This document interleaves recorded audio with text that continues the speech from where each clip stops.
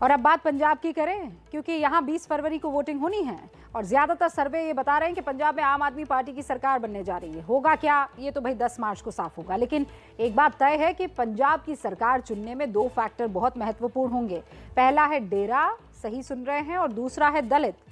पंजाब की राजनीति में डेरों और दलितों की बहुत बड़ी भूमिका रही है। पंजाब की सियासत में डेरों का बहुत बड़ा प्रभाव है, लेकिन दलितों को लेकर सवाल यह है कि उनकी इतनी बड़ी आबादी होने के बावजूद पंजाब की पॉलिटिक्स में वो प्रभावी क्यों नहीं है। इन्हीं सवालों के जवाब आज हम अपने विश्लेषण में खोजेंगे। सबसे पहले डेरों के राजनीतिक प्रभाव की बात करते हैं हम। ठीक एक दिन बाद प्रधानमंत्री मोदी का पंजाब का दौरा था। 14 फरवरी को उन्होंने जालंधर में एक रैली की, जिसमें पंजाब की कांग्रेस सरकार पर कई राजनीतिक आरोप लगाए। अब सवाल यह है कि इन दोनों तस्वीरों में कोई राजनीतिक कनेक्शन भी है। इसका जवाब है हाँ, क्योंकि पंजाब की राजनीति में डेरों की बहुत बड़ी भूमिका है और इनका एक बड़ा इतिहास भी रहा है। वो इतिहास हम आपको समझाए उससे पहले एक और तस्वीर देखिए। सामने दिव्य ज्योति जागृति संस्थान लिखा है और गाड़ियों का काफिला इस संस्थान में दाखिल हो रहा है। ये पंजाब के मुख्यमंत्री चरणजीत सिंह चन्नी का काफिला है, जो जालंधर जिले के नूर महल में स्थित है, और यह आशुतोष महाराज का आश्रम है।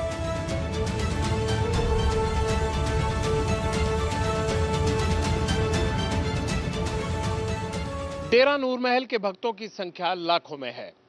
डेरा प्रमुख आशुतोष महाराज का निधन हो चुका है, लेकिन कई साल से उनका अंतिम संस्कार नहीं किया गया है।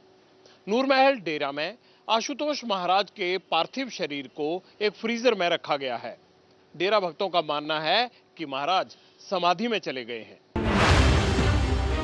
ये तो आश्रम का मामला है, लेकिन आश्रम के करोड़ों भक्तों की संख्या ही पंजाब के मुख्यमंत्री को इस डेरे में खींच लाई है। हकीकत यह है कि चुनाव से पहले डेरों को अपने पक्ष में करने की हर पार्टी कोशिश करती है। इसीलिए डेरा सच्चा सौदा के प्रमुख गुरमीत राम रहीम की फरलों को इससे जोड़ा जा रहा है।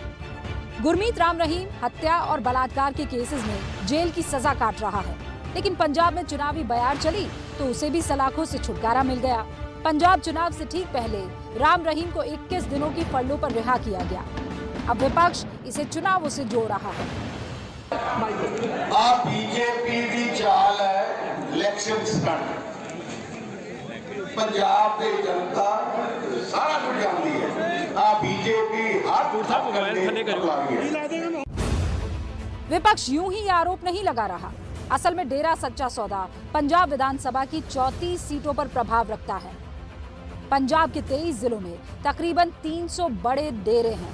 हर डेरे के साथ राम रहीम के हजारों समर्थकों और श्रद्धालुओं का जुड़ाव है, जिन्हें डेरा प्रेमी कहा जाता है। राम रहीम पर यह आरोप लगते रहे हैं कि वो डेरा प्रेमियों की भारी संख्या को अपनी राजनीतिक ताकत के तौर पर इस्तेमाल करता है। पंजाब के डेरों का बहुत बड़ा प्रभाव है, अब आप ये समझ गए होंगे। और इसको और थोड़ा बेहतर तरीके से समझने के लिए डेरों के बारे में आप जान लीजिए। पंजाब में सभी छोटे बड़े डेरों को मिला लें तो इनकी संख्या करीब 9000 है। कई डेरे ऐसे हैं जिनके सभी धर्मों और समुदायों में शिष्य हैं। बहुत से डेरे कुछ विशेष समुदायों के ही हैं, लेकिन पंजाब में कुल 6 प्रमुख डेरे माने जाते हैं। पहला है राधा स्वामी सत्संग व्यास, दूसरा है नामधारी, तीसरा है डेरा सच्चा सौदा और चौथा है डेरा नूर महल, पांचवा निरंकारी और छठा है डेरा सच्चा खंड। ये कहा जाता है कि पंजाब में डेरे कम से कम 70 से 75 सीटों पर अपना प्रभाव रखते हैं और इसीलिए हर बार नेता इन डेरों के दरबार में आपको जाते हुए दिख जाएंगे। जैसे राधा स्वामी सत्संग व्यास का 19 सीटों पर प्रभाव माना जाता है। सबसे ज्यादा 34 सीटों पर डेरा सच्चा सौदा का प्रभाव है। डेरा नूर महल का 8 सीटों पर है, डेरा निरंकारी का 4 सीटों पर है, डेरा सच्चा खंड का 8 सीटों पर और डेरा नामधारी 2 सीटों पर प्रभाव उसका जो है वो साफ तौर पर माना जाता है। लेकिन सवाल यह है कि डेरे इतने प्रभावी बने कैसे? इसका जवाब है भेदभाव, सामंतवाद। और डेरे कोई आज की पैदाइश नहीं है, कई 100 साल पुराने हैं। समाज में सम्मानजनक स्थान जब नहीं मिलता था और दलित और पिछड़े और गरीब परेशान रहते थे, उन लोगों को डेरे से फिर जोड़ा गया, वो जुड़ते चले गए और इसीलिए पंजाब की डेरा पॉलिटिक्स का दलितों से भी एक गहरा कनेक्शन है। हमारी अगली रिपोर्ट बड़ी दिलचस्प है, समझिए।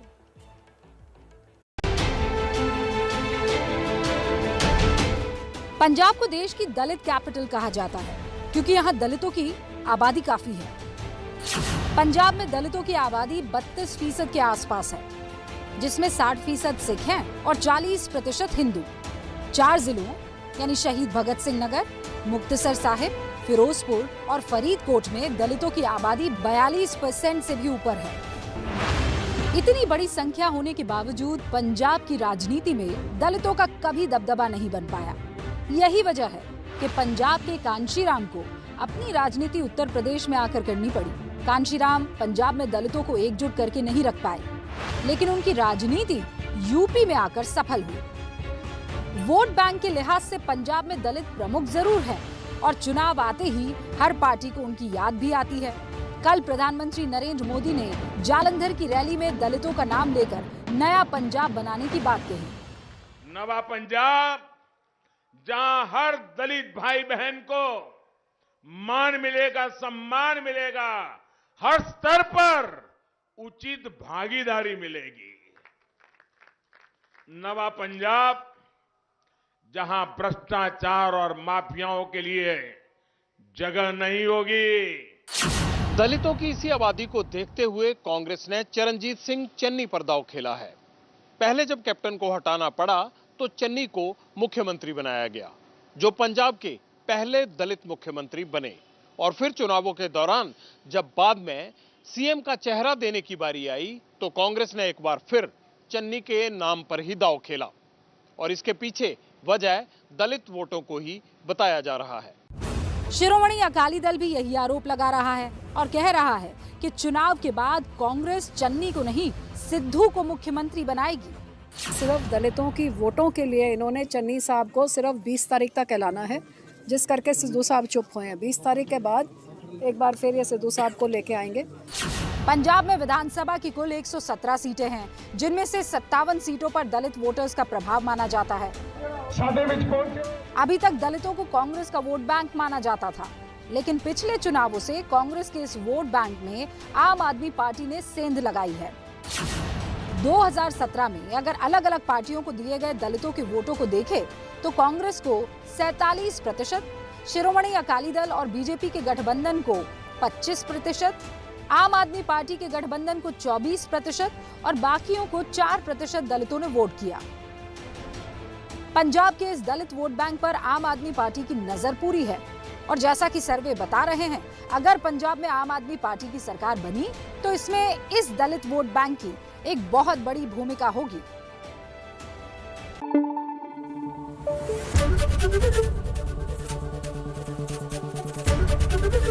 एबीपी न्यूज आपको रखे आगे।